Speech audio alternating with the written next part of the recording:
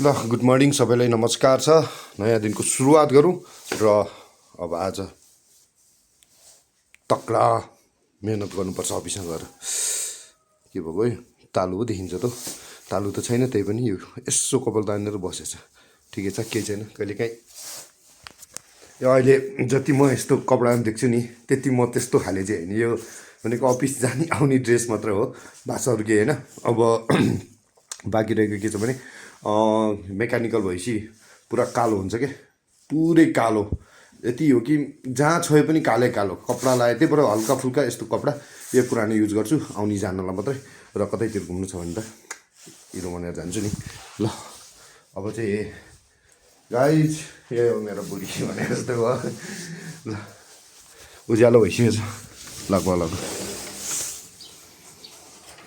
मलाई त खासै ढिला हुँदैन, यो बुढीलाई मात्र हो ढिला हुने। लाग्ने नि त रेडी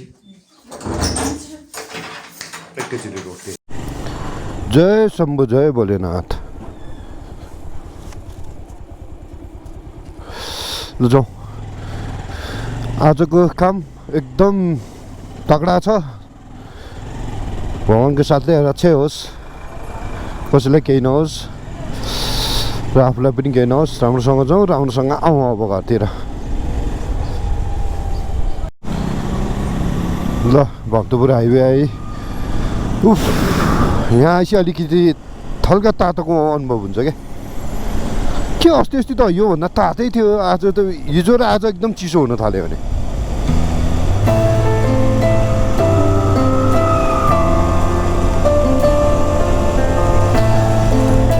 आज खाली खाली छ रोड पनि यताको। आएपछि गरेर बाइकहरू टनाटन हुन्थ्यो।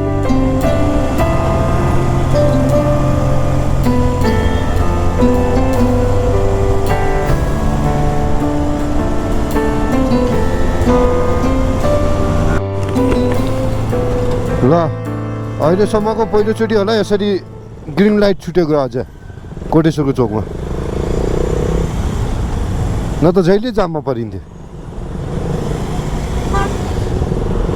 हेर बिहान बसको लहर, बाप रे बाप।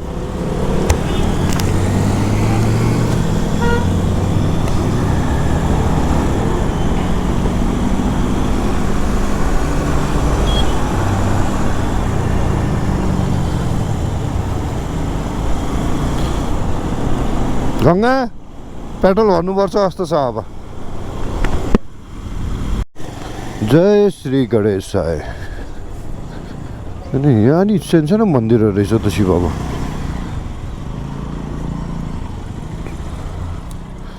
जय श्री गणेश। अच्छा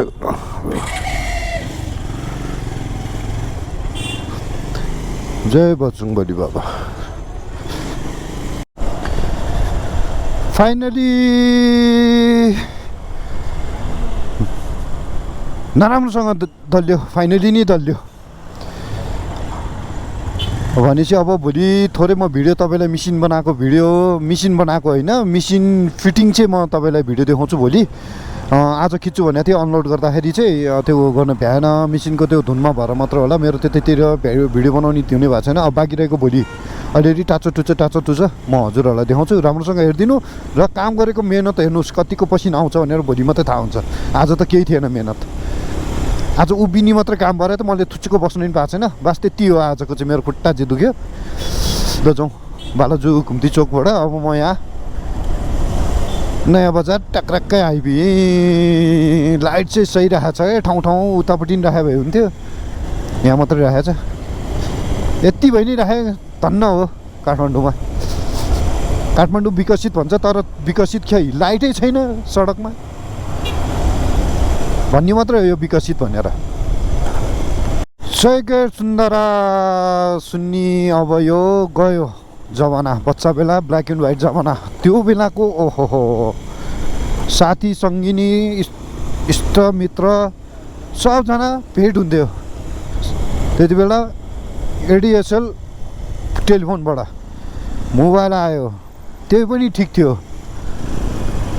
अब इन्टरनेटको जमाना आयो नि, सब टुट्यो। सबको जिन्दगी नै टुट्यो भनौँ न, साथीभाइ इष्टमित्र यो सब इन्टरनेट जमानाले नि टुट्यो। मलाई बरु त्यो जमाना नै ठिक लाग्थ्यो क्या, के भन्नु फर्केर आउँदैन। त्यो फर्किन आउनको लागि देश जिरोमा हुनुपर्छ। तर के भन्नु, सबैजना धनी भइसक्यो, जनता धनी भइसक्यो, सरकार धनी नभए पनि खर्च गर्नेसम्म कमाउने लायकसम्मको मान्छेहरू भइसक्यो। त्यही भएर सुसम्पन्न भएको भएर चाहिँ यो हामी अलिक टाढेको हो, बस त्यति हो। आफूलाई लागेको मात्रै कुरो भनेको हो, अरू केही होइन। तपाईँहरूलाई पनि कस्तो लाग्छ यो मेरो कुरो सुनेर कमेन्टमा बताइदिनु होला। हाय हाय हाय हाय ल, रङ्गशाला पनि आयो। कहिले हुने हो यार हाम्रो अन्तर्राष्ट्रिय गेम, यहाँ पनि इन्टरनेसनल गेम। भूकम्पले यहाँको छतै ढलेर अहिलेसम्म बनाएन, नबनाएको पनि राम्रै हो। हाम्रो वीरेन्द्रको शालिक। जय बजरङ्गबली बाबा, रक्षा होस्। आजको दिन राम्रै भयो, राम्रै कट्यो, राम्रोसँग दल्यो। बास ल, स्वागत छ तपाईँहरूलाई ललितपुर सिटीमा।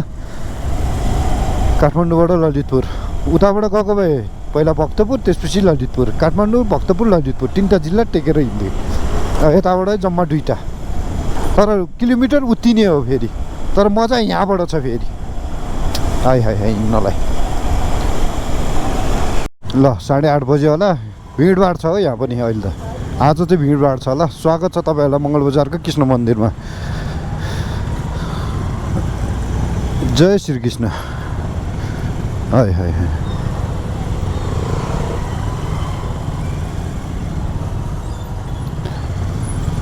अब यो राति भनेको कपाल ज्यादा आउने समय हो क्या यो यतातिर।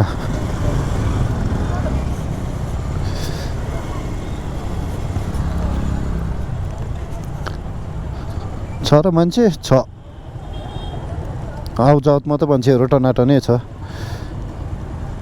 जस मल्ल राजाले चाहिँ यति चाहिँ गरेर छोडिदिएछ क्या देशमा चाहिँ। हुन त अरू राजाले पनि गरे होला यो ठाउँमा, मल्ललाई मात्र किन उ गर्नु र। मल्लको पुत्ला हालेको भएर चाहिँ मल्ल शासन भएको हो क्या यहाँको चाहिँ खास। यहाँ मात्र होइन, ललितपुर, काठमाडौँ, भक्तपुर यो 3टै जिल्लामा मन्दिरहरू प्रायः जस्तो मल्लले नै बनाएको हो। बुद्धम शरणम गच्छामि स्ट्याच्यु जे होस्, सही ठाउँमा बाटोमै बनाएको छ भनौँ चाहिँ।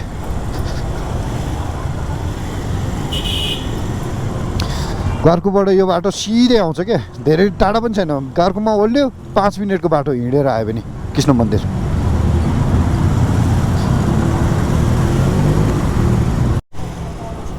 कस्तो ठाउँ चाहिँ यार, उजाड हुने ठाउँ क्या, केही नपाउने क्या यहाँ त सामानहरू। यो त भित्रभित्र छ कि यहाँ नेवारहरू व्यापार गरेर खाने छैन, यिनीहरूलाई पैसा एकदमै ज्यादा नै छैन यहाँसँग। थै तेरिका यार।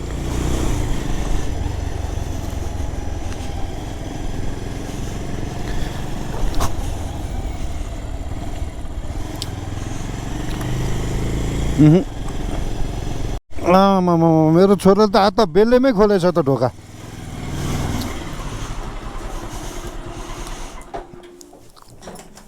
त्यसरी झ्यालमा त्यो जुत्ता नराख छोरो।